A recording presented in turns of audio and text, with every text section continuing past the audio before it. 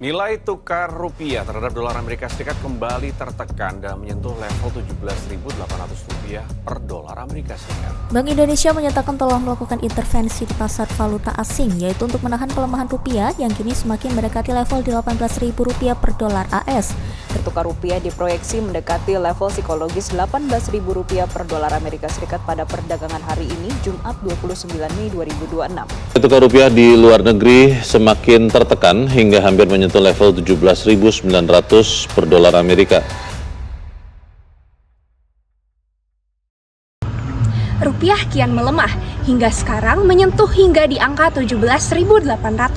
Sebagian masyarakat menyalahkan pemerintah karena dianggap kurang efektif dalam menjaga harga-harga barang pokok serta menjaga nilai utang dari luar negeri.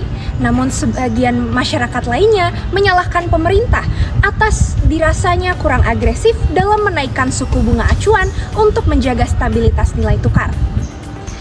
Di dalam video kali ini, kita akan membahas hal-hal yang lebih mendasar dan tidak akan menentukan siapa yang salah dari naiknya nilai tukar uang Indonesia saat ini. Kita akan membahas apa sebenarnya sistem keuangan nasional, apa itu sistem moneter dan non-moneter, apa itu lembaga pembiayaan, serta makro dan mikroprudensial. Saya Angeline Felicia bersama rekan-rekan saya, Reva Artanti, Masayu Naswa, Alia Salsa, serta Darren Gunawan dan juga Aida Kansa, kami akan membahas mengenai sistem keuangan nasional Indonesia.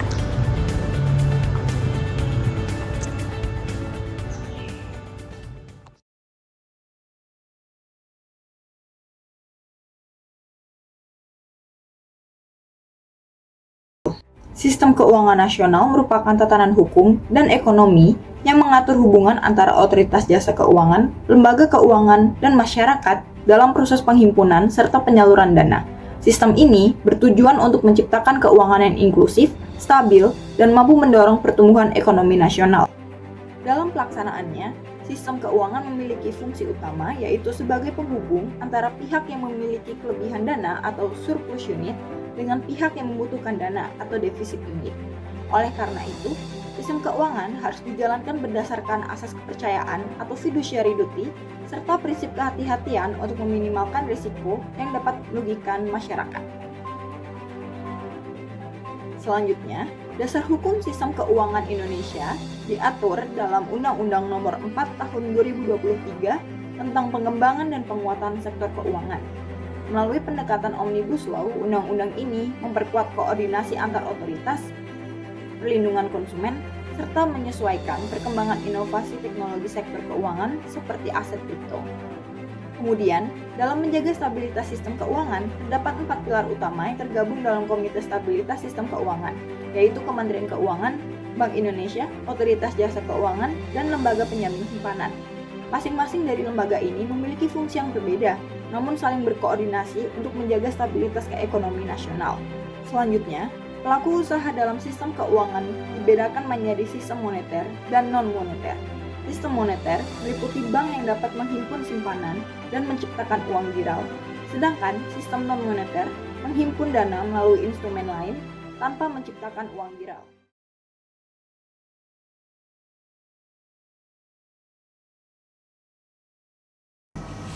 Baik, selanjutnya terkait dengan sistem moneter atau Bank Indonesia.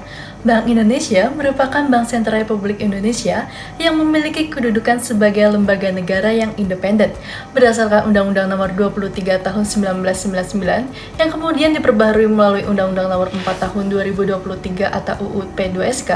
Bank Indonesia bebas dari campur tangan pemerintah dalam menjalankan tugas dan wewenangnya. Independensi ini penting agar kebijakan ekonomi yang diambil dapat fokus pada kepentingan stabilitas nasional, bukan kepentingan politik jangka pendek. Lalu selanjutnya, tujuan utama dari Bank Indonesia adalah mencapai dan memelihara kestabilan nilai rupiah. Kestabilan ini meliputi kestabilan harga dan barang atau inflasi serta kestabilan nilai tukar rupiah terhadap mata uang asing. Jika inflasi terkendali dan nilai tukar stabil, maka daya beli masyarakat dapat terjaga dan perekonomian menjadi lebih sehat. Lalu, untuk mencapai tujuan tersebut, Bank Indonesia menjalankan 3 tugas utama. Yang pertama, untuk menetapkan dan melaksanakan kebijakan moneter.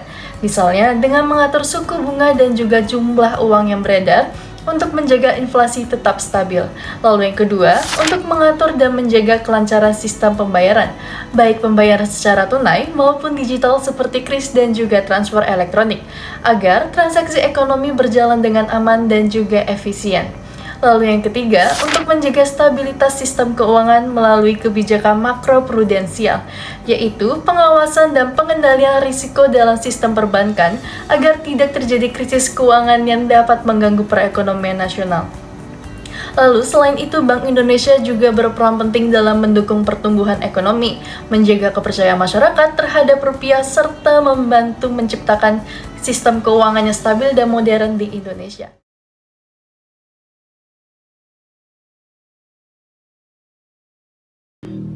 Selanjutnya adalah pembahasan mengenai sistem non-moneter dalam lembaga keuangan non-bank.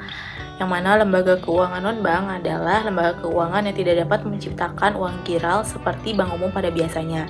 Namun lembaga ini menghimpun dana dari masyarakat secara tidak langsung, misalnya melalui premi, iuran, ataupun penerbitan surat berharga. Lembaga keuangan non-bank memiliki karakteristik yang pertama tidak menciptakan uang giral, yang kedua menghimpun dana masyarakat secara tidak langsung, yang kedua berperan dalam investasi, perlindungan dan pengelolaan dana, dan yang keempat berperan dalam pengawasan. Adapun lembaga keuangan non-bank diawasi oleh Otoritas Jasa Keuangan yang didasari oleh Undang-Undang Nomor 21 Tahun 2011 dan juga Undang-Undang P2SK. Dan contoh lembaga keuangan non-bank adalah yang pertama asuransi yang memberikan perlindungan terhadap risiko kerugian dengan dasar hukum Undang-Undang Nomor 40 Tahun 2014. Yang kedua, lembaga dana pensiun yang mengelola dana untuk kesejahteraan masa pensiun yang didasari oleh Undang-Undang Nomor 11 Tahun 1992. Dan yang ketiga adalah lembaga pasar modal yang merupakan tempat jual beli saham dan obligasi melalui Bursa Efek Indonesia dan perusahaan efek.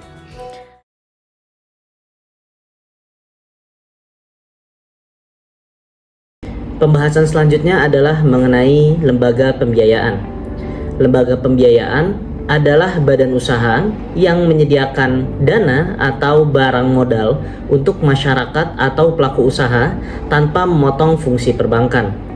Di mana lembaga pembiayaan dapat kita bagi menjadi 3 macam, yaitu yang pertama perusahaan pembiayaan, kemudian perusahaan modal ventura, dan perusahaan pembiayaan infrastruktur, di mana ketiganya sama-sama diawasi oleh Otoritas Jasa Keuangan dan dilarang keras untuk mengambil dana ataupun menghimpun dana langsung dari masyarakat seperti dalam bentuk tabungan dan deposito.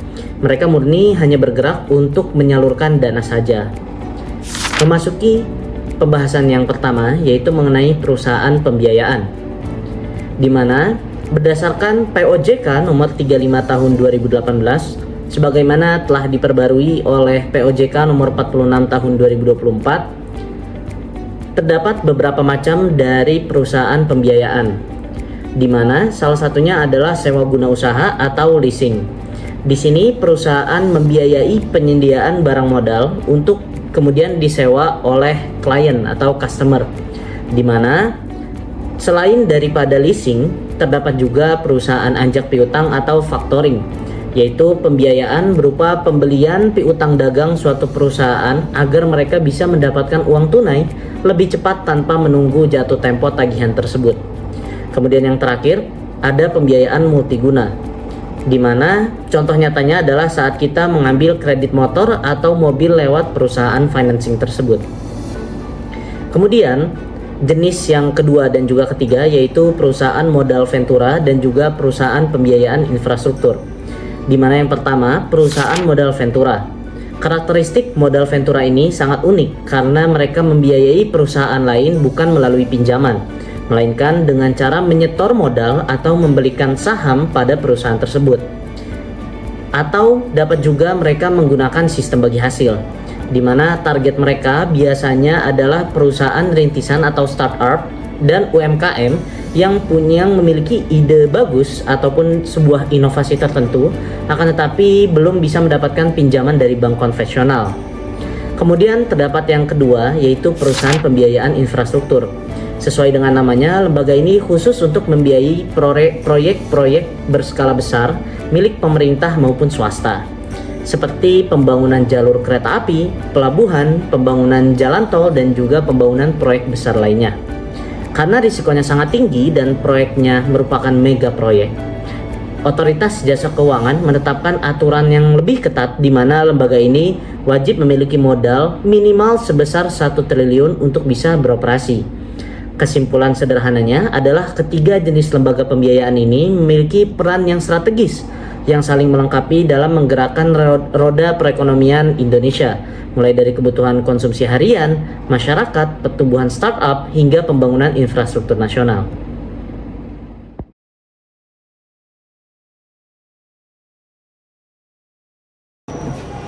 Selanjutnya, kita akan membahas mengenai sistem makroprudensial dan mikroprudensial. Mengapa pengawasan prudensial penting? Sistem keuangan yang stabil adalah fondasi perekonomian nasional. Untuk itu, Indonesia membagi pengawasan ke dalam dua pendekatan yang saling melengkapi. Yang pertama, makroprudensial adalah untuk menjaga stabilitas sistem secara keseluruhan, dan mikroprudensial untuk menjaga kesehatan lembaga keuangan secara individual. Keduanya diatur dalam Undang-Undang Nomor 9 Tahun 2016 tentang PPKSK dan Undang-Undang Nomor 4 Tahun 2023 tentang P2SK. Selanjutnya mengenai sistem makroprudensial atau Bank Indonesia yang diatur dalam Undang-Undang Nomor 23 Tahun 1999, Junto Undang-Undang Nomor 6 Tahun 2009, dan Undang-Undang Nomor 9 Tahun 2016 yang berfokus pada stabilitas sistem keuangan secara keseluruhan dan mengelola risiko sistemik yang bertujuan untuk mencegah krisis keuangan yang berdampak luas. Dengan contoh instrumen yaitu loan to value untuk KPR yang mencegah bubble property, counter-cyclical capital buffer untuk meredam siklus kredit yang berlebihan, dan giro wajib minimum berbasis makro untuk menjaga likuiditas sistem. Selanjutnya adalah sistem mikroprudensial atau Otoritas Jasa Keuangan yang diatur dalam Undang-Undang Nomor 21 Tahun 2011 yang berfokus pada kesehatan lembaga keuangan secara individual yang mengelola risiko spesifik institusi dan bertujuan untuk melindungi konsumen dan memastikan kepatuhan. Dengan contoh instrumen yaitu pengawasan non-performing loan per bank, kewajiban pemenuhan modal minimum atau CAR per lembaga, dan fit and proper test bagi pengurus bank.